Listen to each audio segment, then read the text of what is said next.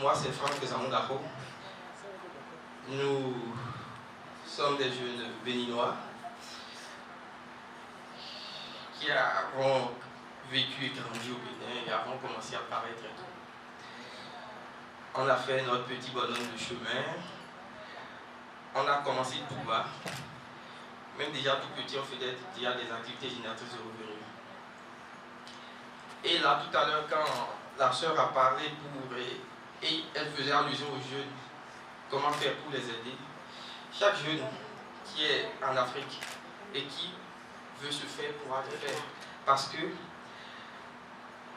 s'il commence tout doucement, au fil du temps, quand il commence à acquérir de l'expérience, il y en a qui autour auront de l'estime pour lui.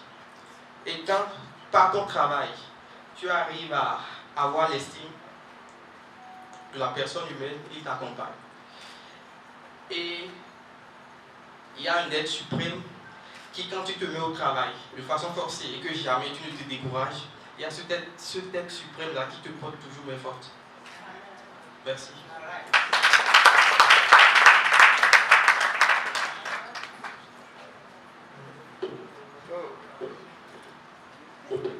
Je ne sais vraiment que dire. D'abord, bonsoir à tout le monde.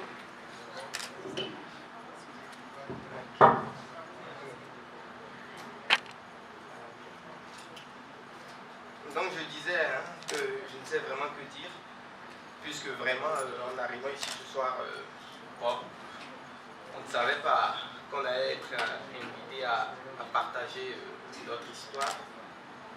Et bon, moi je vais me faire le devoir de vous dire comment nous avons démarré notre petit bonhomme de chemin qu'on est en train de mener jusque-là. Il y a mon papa qui dit que même en allant à l'école, qu'il faut que l'enfant participe à la production de la richesse. Et nous, on a pour habitude de beaucoup accuser notre système éducatif. Le système éducatif a été établi en Afrique après le départ du colon, a été mis en place pour former des commis. Et l'école a formé au Bénin, donc je dirais un comptable, c'est quelqu'un qui aide. C'est-à-dire qu'il faut avoir la production pour qu'un comptable vienne compter de l'argent. Il y a mon frère Serge Angarou qui a dit, il était étudiant en droit et il a dit à ses camarades, en France, selon le procès de divorce, il y a beaucoup d'avocats qui se font de l'argent. Mais ici au Bénin, ça va être compliqué parce que jusque-là, nous ne créons pas encore de la valeur. On ne crée pas encore de la valeur ajoutée. Et l'école qu'est-ce que l'école fait? Nous on dit, ça sélectionne les intelligents et les appétits. Pourquoi? Je m'explique. Pas que ça sélectionne ces intelligents et les forme à des métiers support. Quand on prend par exemple nos pharmaciens, bon, ils ne fabriquent pas de médicaments. C'est des vendeurs de médicaments. Donc c'est des métiers support. Les médicaments sont fabriqués en France, dans les autres États, ça vient et puis ils sont prescripteurs de médicaments. Mais quand nous prenons par exemple un mécanicien par exemple, c'est quelqu'un que le système éducatif a rejeté. Donc ça sort sans à dire que c'est les inintelligents qui font en fait nos métiers de main. Ce qui fait que les métiers de production n'arrivent pas à évoluer dans le pays. Donc, sur ce,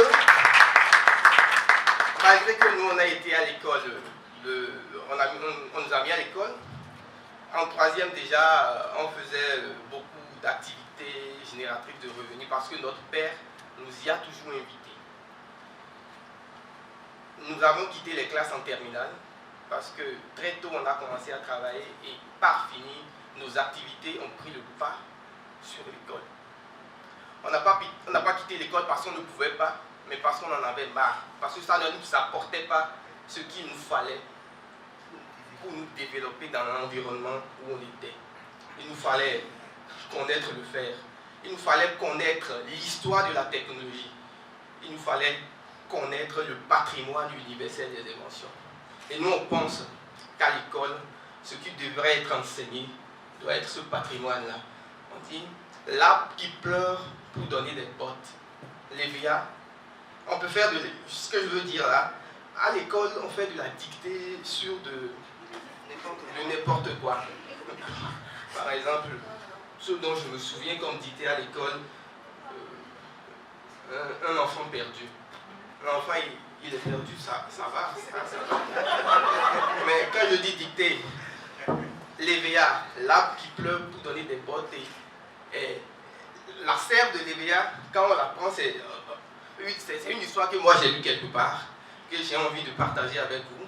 La sève de l'EVA, quand on la prend, les gens dans l'ancien temps, ils endursaient leurs mains de cela. Ça forme une sorte de botte, mais quand on l'enlève au bout de quelques temps, ça se brise. C'est par des expériences qu'on a constaté que cette sève-là, en y ajoutant du soufre, qu'elle devient beaucoup plus dure. Et c'est là est née l'histoire du pneumatique. On a fait les pneus et plein de choses. On a besoin de connaître ces choses-là. J'étais quelque part à l'université avec des étudiants qui étudiaient la froid et climatisation. Et je leur ai demandé quel est le principe, quelle est la propriété des gaz sur lesquels est basée la chaîne de froid. Ils n'ont pas pu me donner une réponse qui m'a satisfait. On dit, quand on comprime les gaz, c'est ça j'énonce comme ça, quand on comprime les gaz, elles s'échauffent.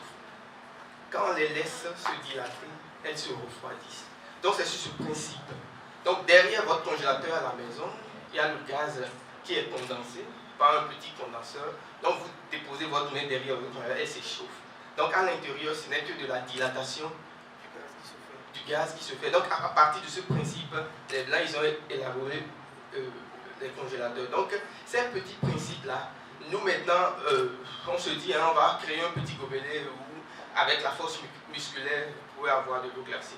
Les Blancs chez eux, ils n'ont pas eu besoin de faire ça, parce qu'il fait froid parfois, ils n'ont pas besoin de prendre de l'eau glacée et tout. Donc il faut que chaque peuple s'adapte et développe des technologies qui vont améliorer sa vie et son milieu de vie. Merci.